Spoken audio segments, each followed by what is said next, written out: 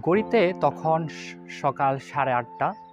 তামিম মায়ের বকুনিকে তাড়াহুড়া করে ঘুম থেকে উঠে ফর্মাল ড্রেস পরে ইউনিভার্সিটির উদ্দেশ্যে রওনা দিল। আজকে তার প্রেজেন্টেশন। সো সে তার ব্রেকফাস্টও সারেনি, বাসা থেকে খুব তাড়াহুড়ো করে বেরিয়ে গেল। কারণ গতকাল রাতে তামিম সারা রাত ফেসবুক স্ক্রল করতে করতে তার অনেকখানি প্রায় 30 মিনিটস লেট হয়ে গেল। তো ইউনিভার্সিটিতে যখন গেল তখন তার প্রেজেন্টেশনের অলরেডি 30 মিনিটস লেট। তখন তামিম কিন্তু স্যার বকা খেলো এবং সাথে সে তার যে প্রেজেন্টেশন স্লাইডের ল্যাপটপটা ছিল সেটা আনতে ভুলে গিয়েছে।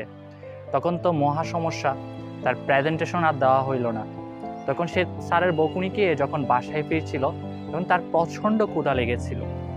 সো সে রাস্তায় টঙের দোকানে বসে আনমনে চিন্তা করতেছিল যে তার প্রেজেন্টেশনের বিষয়টা কি হবে, যে স্যার তাকে মার্কিং করবে কিনা।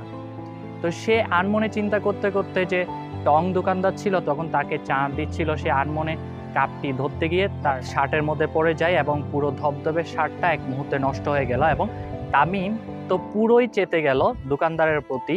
এবং তাহলে এটা বলো যে তামিমের পুরো দিন কেমন যাবে? অবশ্যই খারাপ যাবে। সে তার একটা ঘটনার ইম্প্যাক্টটা তার সারাটা দিনের উপর পড়বে।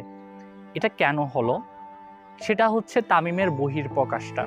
তো আমাদের জীবনে আসলে এমন কিছু সময় হয় বা এমন কিছু মোমেন্টাম থাকে যে আমাদের পুরোটা দিন আসলে ভালো লাগে না।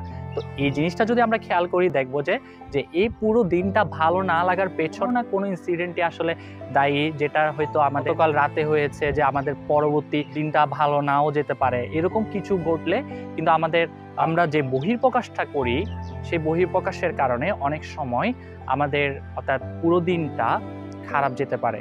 সো তুমি তোমার জীবনের 90%, বাকি 90% কিভাবে হ্যাপিনেসে থাকবে বা না থাকবে সেটা ডিপেন্ড করবে তোমার জীবনে যে 10% যেটা খারাপ সময় ছিল ওইটার উপর। তুমি যদি ওইটাকে তোমার জীবন থেকে রিমুভ করে দিতে পারো তাহলে তোমার জীবনের বাকি 90%টা অবশ্যই ভালো থাকবে। তাই জীবনে যাই ঘটুক না কেন তোমাকে অবশ্যই চিন্তা করতে হবে যে এই বিষয়টা তোমার জীবনের জন্য সামান্য কিছুই ছিল। সো হ্যাপিনেসে থাকার জন্য সবসময় তুমি পাস্টের যে কোনো মেমোরাইজ চিন্তায় আনা যাবে না, যাতে তুমি তোমার এটা দিন যাতে ভালোভাবে থাকতে পারো। সবাইকে শ্রদ্ধা জানিয়ে এখানে শেষ করছি। আসসালামু আলাইকুম।